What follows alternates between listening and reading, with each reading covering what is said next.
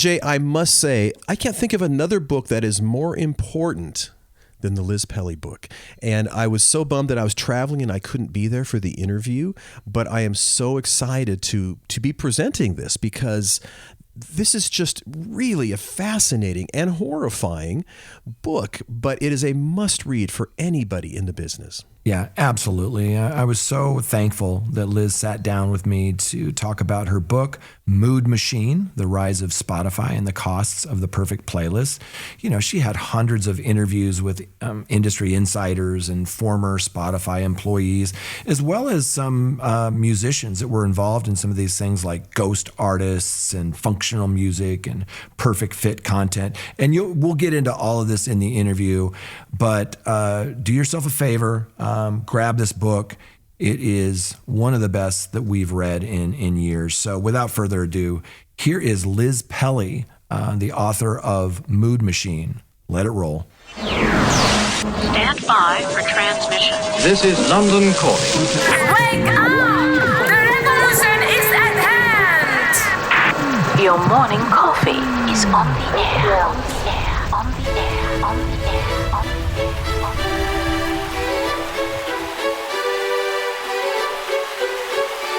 Standing by.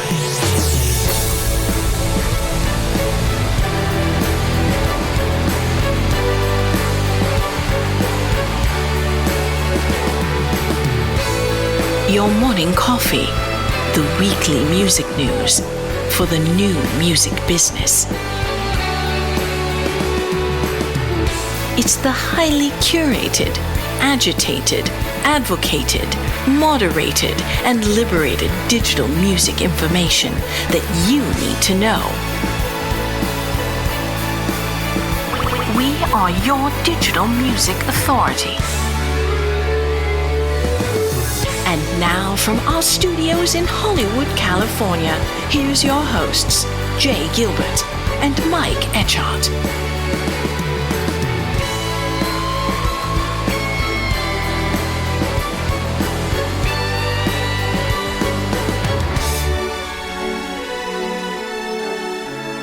Liz, good to see you. Thank you so much for joining us today. I really appreciate it. Thank you so much for having me. Happy to be here. We're big fans of your book. We've been telling everybody who will listen.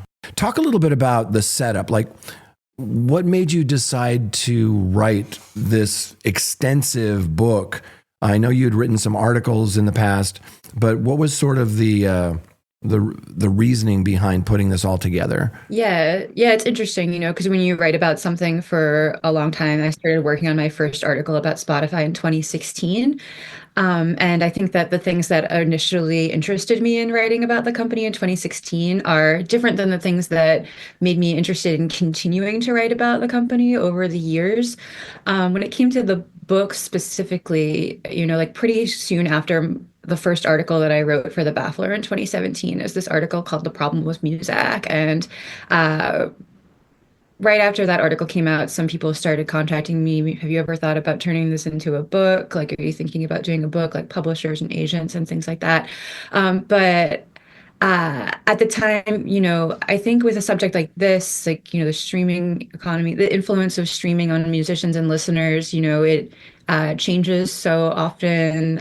I think I was unsure if a book made sense because it seemed like the writing in real time, having an essay come out like every few months, like I was doing 2018 and 2019 into 2020, seemed like it was making an impact in real time, or that the, articles seemed useful in certain music communities. So wasn't like totally sure if a book made sense. And then, started working on a book proposal in 2019. I think there's also this thing that happened. This is such a big story, right? Like the impact of streaming on music and listeners.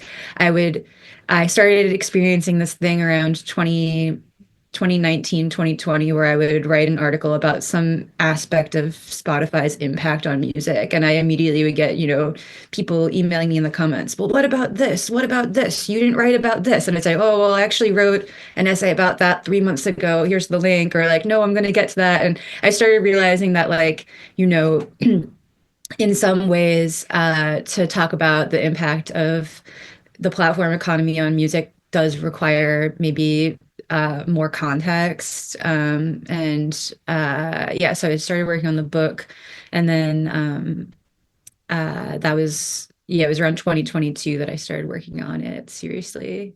There's so much to learn in this book. I follow this stuff very closely, and there were so many things that I learned. And I think some of our listeners would be surprised to learn that Spotify didn't start off as this legal alternative to music piracy. There's sort of a false narrative there. Talk a little bit about Spotify's beginnings, or at least Daniel X. Yeah, this was super interesting to go back and research. So Daniel Ek's background is in advertising, and so is Martin Lawrenson, the co-founder. I feel like when people talk about Spotify, there's so much emphasis put on Daniel Ek, but I also think that the co-founder, Martin Lawrenson, his background is as interesting and sort of crucial to the story because he was the one who was really funding it for the first couple of years. So yeah, Daniel Ek is from this town in Sweden called Rågsved, and apparently was like really into computers and building websites as a teenager.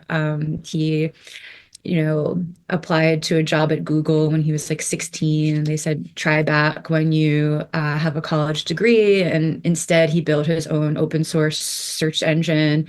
And then after he graduated from high school, ended up working at an SEO firm in Sweden. And then from the SEO firm, he became, by age 22, he was the CTO of this company called Stardoll, which was super interesting to me because actually when I was a teenager, not even a teenager, when I was like a small child, playing with cartoon dolls on the internet was like a big hobby of mine. Like I think a lot of like, young girls around that time on the internet in like the late 90s, early 2000s. So anyway, he was the CTO of this like cartoon doll gaming website for like tween girls. And at the time, he started pitching, Martin Lawrenson, who he was the founder of this company called Trade Doubler, which is an affiliate marketing website. He had kind of like worked in like the Gothenburg.com scene in the late 90s, had this more traditional sort of kind of Silicon Valley adjacent background in search engines and advertising. And yeah, so, together they had this idea for a company that would kind of, in some ways, capitalize on the trend of file sharing at the time, but it would merge the user experience that people had come to be, quite happy with. I mean, who doesn't love having access to all the music in the world right away for nothing? It makes sense. It's like an incredible value to users. So how could they, merge the experience of file sharing with advertising, drawing on their backgrounds in advertising as the funding source? So if there's some it's really interesting. Like this was all, late 2000s, right? Or mid 2000s, late 2000s. And the genesis of Spotify, 2006, coincides pretty closely with the rise of YouTube. So there's actually all these YouTube videos that you can dig up of like early conference appearances and early media appearances from executives at Spotify talking about the early days, which was really helpful for me in my research, in addition to drawing on two Swedish books that already existed about the early history of Spotify, the Spotify play, which is the one that eventually got turned into that Netflix show. There's a lot of really great reporting in that book, and Spotify Teardown, which was written by some Swedish academics, also like really, really good history of the company's early days. So those were super helpful. But then it was a lot of like digging into the music press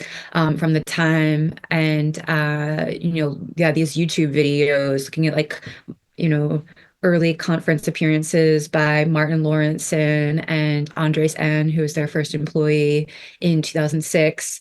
And they talk about how, in the early days, this was an advertising product and they weren't really sure what the traffic source was going to be. So in the early days, they had just as seriously considered a video streaming service, or maybe, there's this one appearance where Martin Lawrenson says, we considered like video, was it going to be audiobooks, was it going to be product search? And eventually they landed on music as the traffic source to their advertising product. Of course, then, they had to get the licenses from the major labels in order to make this concept into a reality. And once they realized like how hard that was going to be, the negotiations with the major labels, it was through that process of negotiation that the freemium business model emerged. Like their initial idea of free content plus ads was not, a model that lasted long once they realized like all of the how hard it would be to get the majors on board with this model. Yeah. The music industry is buzzing about ghost artists, thanks to you. We've been talking about functional music, and something that came up in the book was this PFC, perfect fit content. I'd love to jump into that with you because I find it really fascinating. According to your research, in 2023, there were over 100 Spotify playlists made up entirely of ghost artists.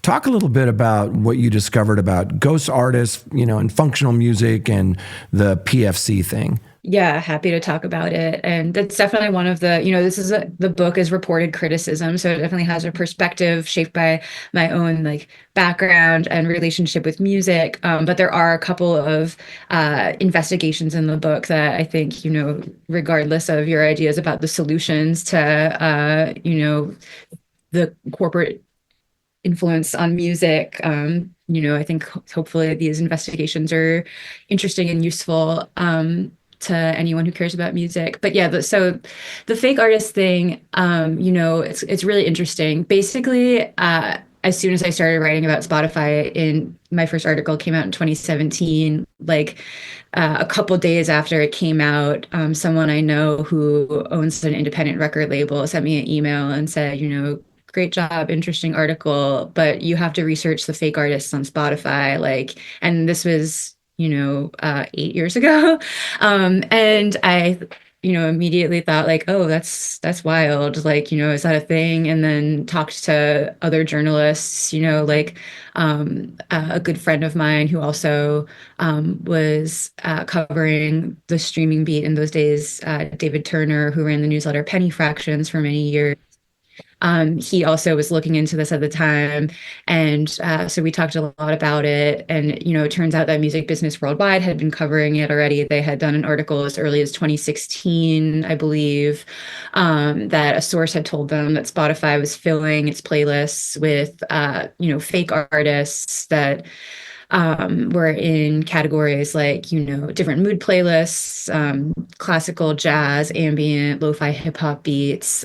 So yeah, immediately this seemed pretty noteworthy. I think that for me, I really, for a while though, did just assume that these were kind of like DIY hustlers trying to game the system. Like it didn't even really occur to me that maybe there was some sort of internal program that was steering this in some ways. So it was interesting, but I think I kind of thought it was like, oh, well, there's been coverage of this. Like, it seems like it's probably just like, DIY, kids trying to game the system, like this happens kind of thing. And it wasn't until a few years later that I actually started researching it. When I started working on my book in 2022, I went to Stockholm and to do some research. And it was around the time that the journalists at the daily newspaper in Stockholm, DN, had done some major investigation into this story as well.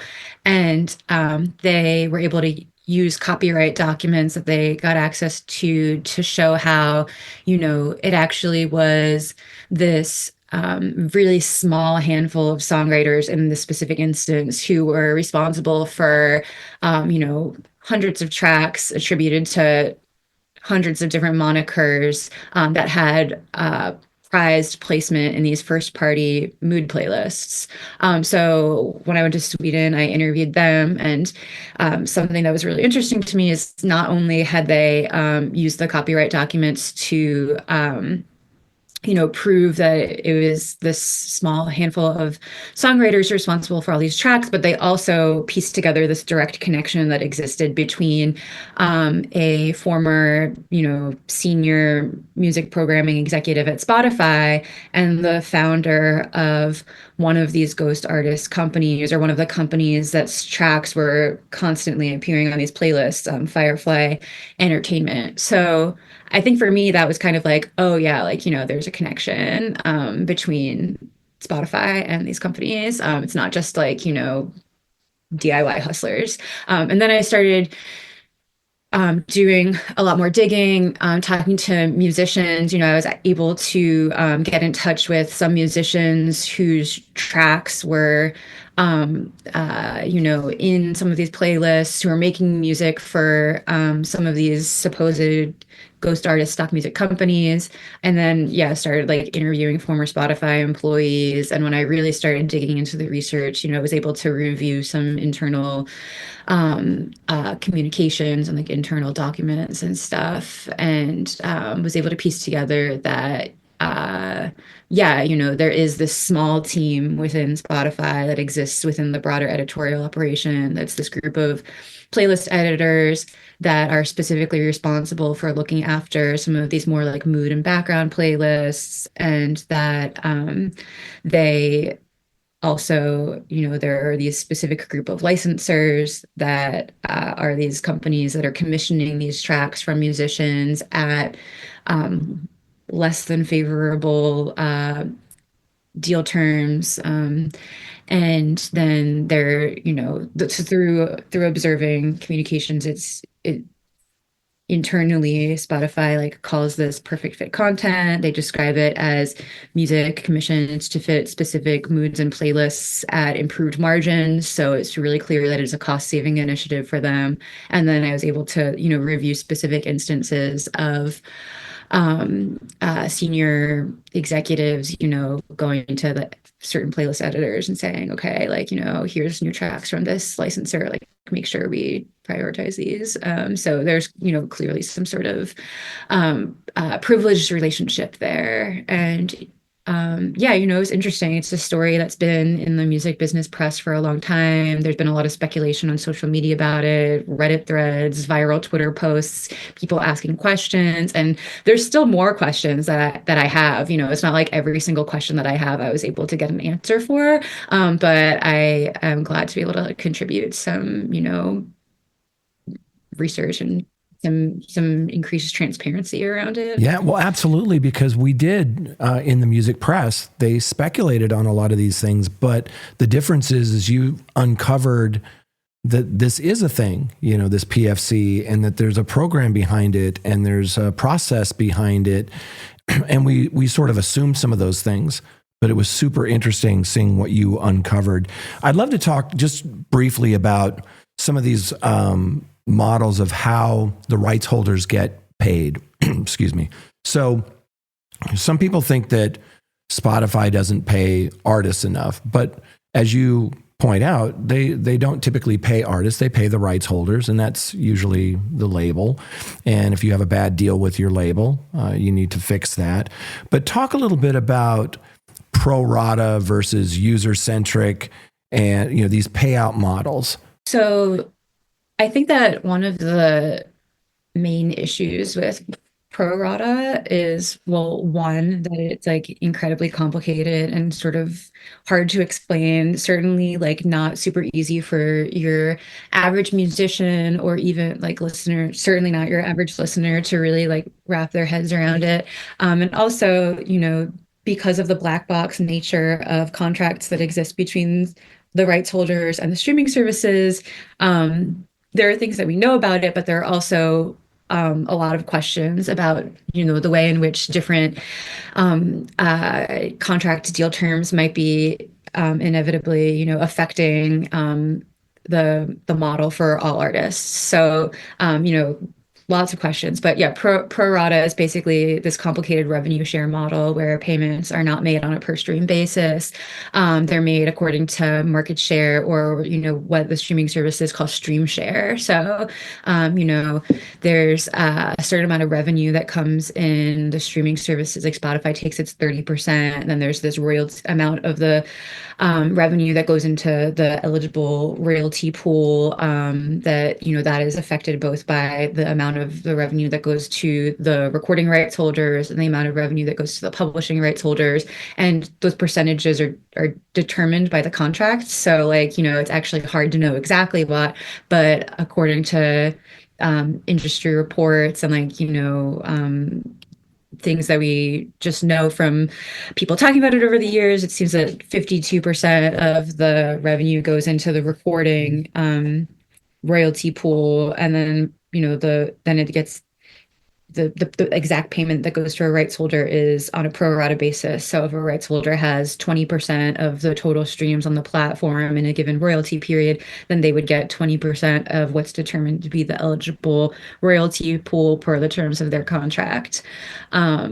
And then they get, a usage report for the artists on their roster so that they can then in turn take their percentage of the royalty pool that they're owed and then turn around. And then per the terms of the contract that they have with their artists, they can then pay the artists directly. So it is true that, the streaming services don't really have any way of saying this is how much artists get paid, because they don't control the terms of the contracts that the rights holders have with the artists. So there are multiple levels to it. And I think in some ways, the pro rata model just kind of creates all of these layers of abstraction that makes it really hard for people to wrap their head around. I pay this amount of money, and this amount of money ends up in the pockets of a musician. User-centric is this idea that has been put forward by people in the industry, and also different musicians advocacy groups have sort of called for experimentation or trying out this model over the years, which is if I pay $10 to a streaming service every month and they take their 30%, they get their cut, then the other $7 should be divided up amongst the musicians that I actually listen to. And in some ways it's people will always say oh, well, there's been research done that shows that it doesn't change that much for who ultimately gets paid. But I do think that there's something to it that just is more easily explainable. It's more straightforward. There's less opportunity for shady deal contracts to shape, guaranteed stream share, or, these other accusations that have been made over the years. And also, there's also the point that it helps address some of the issues with fraud, because if my account is only, capable of generating $7 worth of royalties in the royalty pool, then I can't turn my Spotify account on and just set it to autoplay AI music all night and affect stream share, So I do think that it seems logical that it would help address some of those concerns as well. Thanks for breaking that down. I know it's very complicated.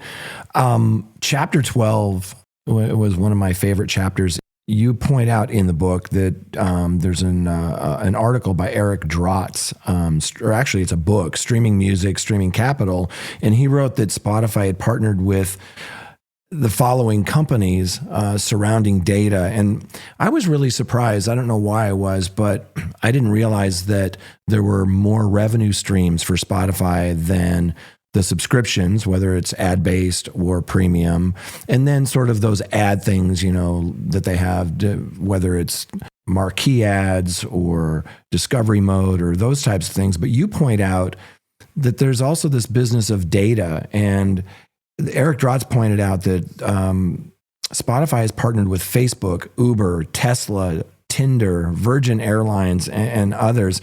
Talk a little bit about what you uncovered about the business of data and surveillance. Yeah, I think it's really interesting because on one hand, there's countless, limitless reasons to be really concerned about the collection and use of user data.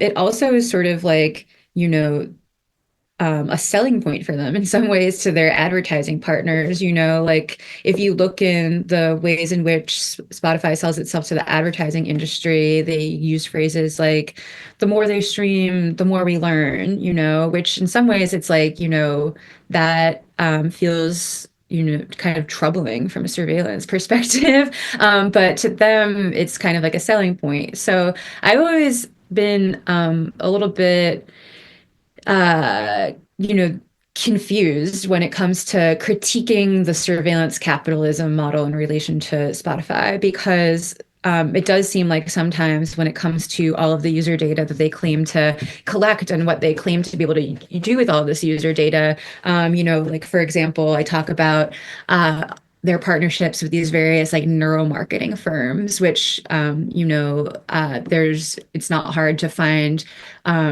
articles from various journals over the years, sort of like talking about all of the kind of like shoddy pseudoscience involved in the field of neuromarketing, which is basically like Spotify partnered with this neuromarketing agency to do, a campaign where they put these brain scanning headbands on people and they like listen to music and they kind of try to show that music affects the brains in various ways that are more beneficial to advertisers essentially. And it seems like, sometimes it seems like these companies really overhype their own capabilities in order to seem high tech and to seem attractive to advertisers who are trying to reach people. So there's always this question for me of like, oh, by like critiquing their surveillance model, are we actually like contributing to the overhyping of their capabilities? Like, what can they actually do with the fact, anyone can go on Spotify and request their user data, which also includes this folder that tells you all of the different marketing categories that they have you in. So when I did it for my profile, I found that they have me in kind of like, mindfulness listeners, like, I think there's one that was like heartbreak playlist listeners or something. It's like, okay, what can they actually tell about me from the fact that I'm I don't know, listen to chill vibes playlists or whatever. Yeah. And you point out in the book that sometimes the data they pull on you and others isn't necessarily accurate. Yeah. So it's like, and that's like, I think something that gets said of, digital advertising more broadly. It's like, what can they actually do with this data? But it was really interesting, for that chapter, I interviewed this GDPR lawyer who had kind of been involved in this Spotify getting hit with GDPR penalty fines a couple of years ago, who explained to me where it's like, well, if you even have these questions, it means that you don't know what data they're collecting on you and you don't know what they're doing with that data. You don't know what they're capable of doing with that data. That means that, your privacy has been violated and there's not enough transparency. And that's sort of why general data protection laws exist to begin with, is so that there's a path for, asking questions like, what data does this company have on me? What are they doing with that data? Who are they selling it to? And to actually be able to, have a legal process for requesting that kind of information as a consumer, or having some sort of like consumer protection rights around it. So that was super interesting. I think another thing with like music related data is that there's this tendency to, every year like Wrapped happens. And I think one of the critiques that happens around Wrapped is like, oh, it's kind of interesting how this company has just sort of made a marketing campaign out of making user surveillance seem like fun and like cute. And people, will often say things like, well, it's just music data, like it's not like that big of a deal. It's just music. And I think that what the work of like people like, Eric Drott, in his work on music as a technology of surveillance, and some of these other writers and thinkers around like the research on the data marketplace show is that, like, it might seem like it's just music data, but these companies are, in this broader data marketplace, happy to then take your music data and sell it to companies that will then, or share it with other partners like Facebook or Uber. And then, when you have like data from these various sources combined, it starts to sort of paint a different picture of a user. And it's not ever necessarily about just the data that one company has on you, but like this broader system of, they call it like ID syncing, where they have data from like various sources that is synced up to kind of try to paint this like broader picture of a consumer. So yeah, it's like, it's not necessarily just about the data being on one platform, but this kind of broader economy of data sharing and user file making. Yeah, it's disturbing on so many different levels. Shifting gears a little bit, we have a little saying in my company. We call it the epitome of hypocrisy. And basically what that means is, there are different rules for the superstar artists, because we deal with people who are filling up arenas and people who are playing small cap rooms. And we find that the DSPs, and Spotify is one of these, that they have different programs and different rules for the superstars. But what you point out in the book, and I'd love for you to talk about this a little bit, is that the majors, some of them own a stake in Spotify, and they have an upper hand when it comes to playlist placement, on platform promotion, things like that. And then another thing that we've been talking about a lot lately is that Spotify's demonetized tracks, with less than 1,000 streams in the last 12 months. It seems like things are, there's a thumb on the scale for the majors and more of a challenge for the indies. Yeah, that phrase that you use, also the epitome of hypocrisy. It's so interesting to like, hear it from your perspective as well. And I'd eventually love to learn more about that phrase. But yeah, I think that, so part of the reason why I first got interested in writing about this subject at all is because I'm someone who has a background in journalism, but also has a background as a participant in independent music scenes, booking shows, helping run venues, and just kind of, I've ran a music blog, ran various independent music publications over the years. And as a participant in independent music, I think that always kind of requires this like negotiating and renegotiation and reconsideration of like what that even means, like independent from what. And at a certain point, it became really clear that especially in the mid 2010s, just like talking to independent musicians and hearing things that people who I know who like work at and own independent record labels were saying about the streaming economy, it became really clear that like, when you talk about independent music today, it's not just a conversation about the major record labels, but also these tech companies that they're essentially partnered with, whether it be through ownership stakes, which, I write in the book that when Spotify launched, it was 18% owned by the major labels. That percentage has significantly decreased over the years. And in fact, I know at least like one of them is like cashed out. But, there's still a percentage of the company that is partially owned by major label interests. Then, there's also just sort of like the outsized marketing muscle that major labels kind of have over the streaming environment because of how big they are, and the outsized like negotiating power that they had at the beginning, and in some ways like continue to have. And there's also kind of a revolving door between the major labels and the streaming services too. People who work at major labels and then go work at streaming services, or work at streaming services and then go work at major labels. There's a lot of people who work at streaming services now who are former major label employees. And in some ways it's like, in some ways these connections don't even need to necessarily be formalized in these secret contracts that we don't know anything about in order for it to be clear that these are, these these companies are partnered, or these interests are partnered. And I think, something that I was really hoping to do with this book, but also it was like kind of something driving the writing I was doing in the mid to late 2010s, is just sort of like, streaming was sold to independent musicians as this technology that's going to be this democratizing force on the music business and this level playing field. And it didn't doesn't take talking to very many independent musicians or independent record labels to know that that's just like a total fiction.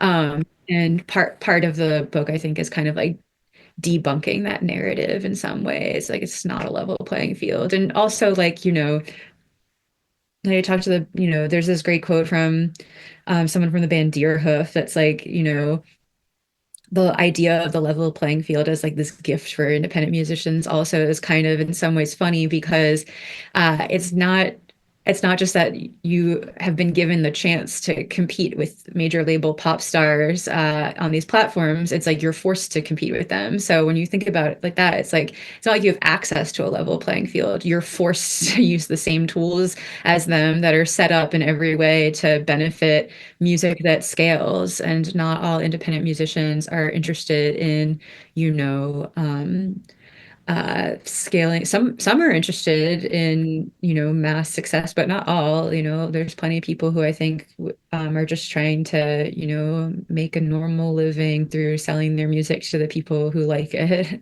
Let's talk a little bit about how Spotify has changed how artists approach songwriting, recording, and and how labels and distributors approach, the release cadence, and maybe not doing full albums and doing more EPs and singles. You talk about that in the book, how this new streaming ecosystem has really changed the way songs are written, recorded, labels, distribution. Talk about that a little bit. Well, I think that, it's one thing that is really interesting is thinking about, in the streaming era, like what has emerged as the sort of model musician in some ways. And I kind of tried to talk about that a little bit in the book, because a few years ago, I think that the music world was pretty shook by this thing that Daniel Ek said. And I think it was like a Music Ally interview or some sort of music business press interview, where he talked about how the musicians who used to be able to make a living in the old music industry, aren't necessarily going to make it in the, future streaming landscape. It's not enough to just make an album every couple of years and think that's going to be enough. You have to be constantly releasing new tracks. There has to be continuous engagement with your audience. And, when I hear that, like, constant stream of new music, continuous engagement and storytelling, what I hear is like that the model streaming musician is this artist who is not releasing albums per se. It's just releasing like a constant drip of singles or EPs, and also kind of carrying themselves like an influencer who's like constantly online, sort of like you know shaping their persona as an internet personality, like as much as a musician. And like, obviously storytelling has always been part of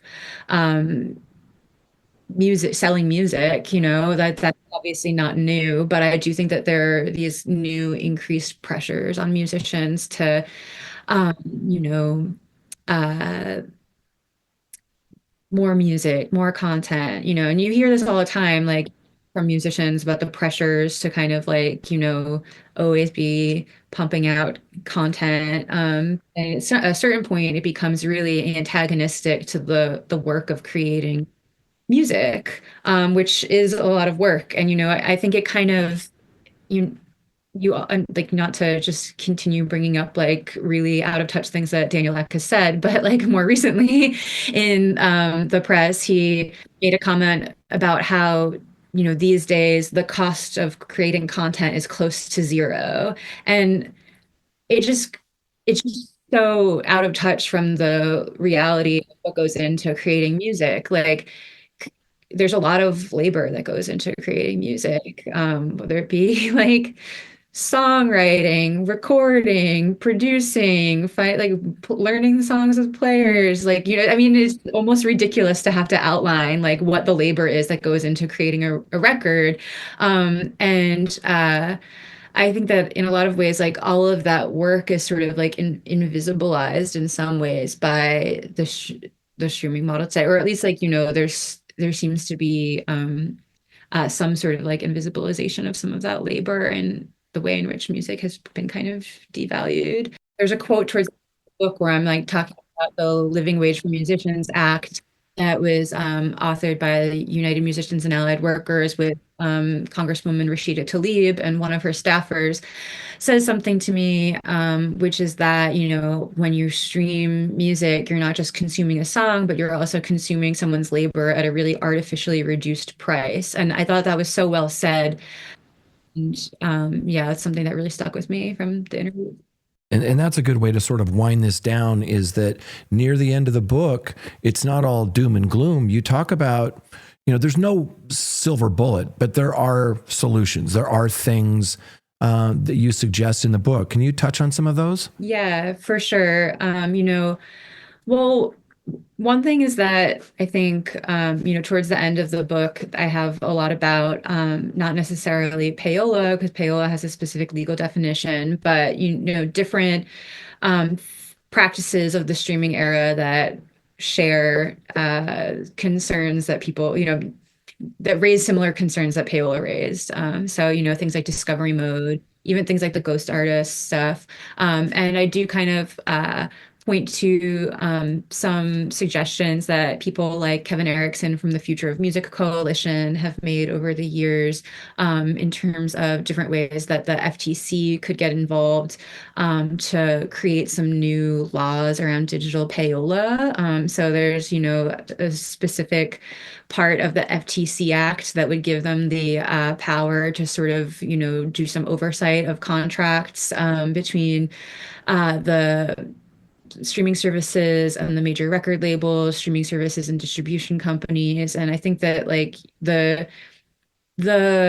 ways in which the various like payola systems on streaming services both are deceptive to listeners because the programs aren't made clear, and then also work to like suppress the wages of musicians. It just like seems like there's a clear opportunity for some sort of FTC intervention there. I also talk about, yeah, like you mentioned, like I mentioned, the Living Wage for Musicians Act, which is this bill that would create a new streaming royalty that kind of goes around the rights holders, and there's a precedent within digital radio, the Audio Home Recording Act, for this sort of thing.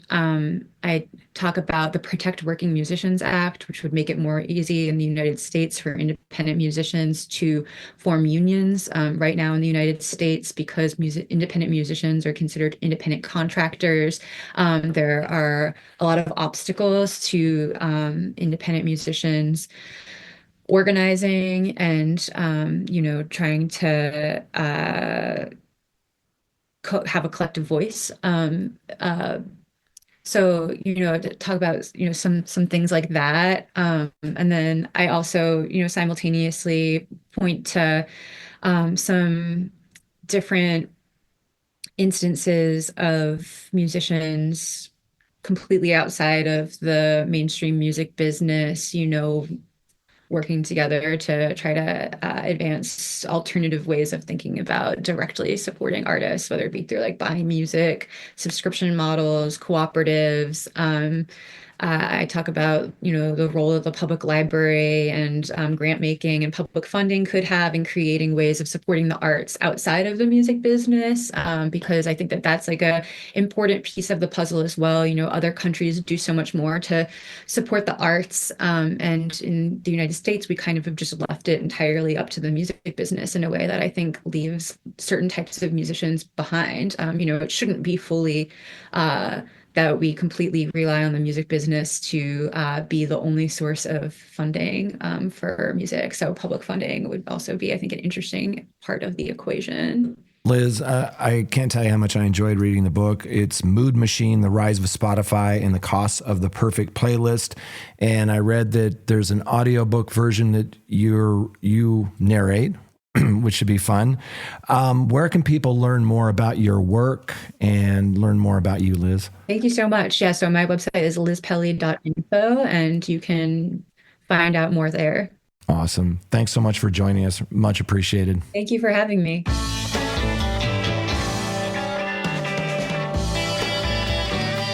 You've been listening to Your Morning Coffee, the weekly music news program for the new music business. Join Jay Gilbert and Mike Etchart next time for the digital music news you need to know.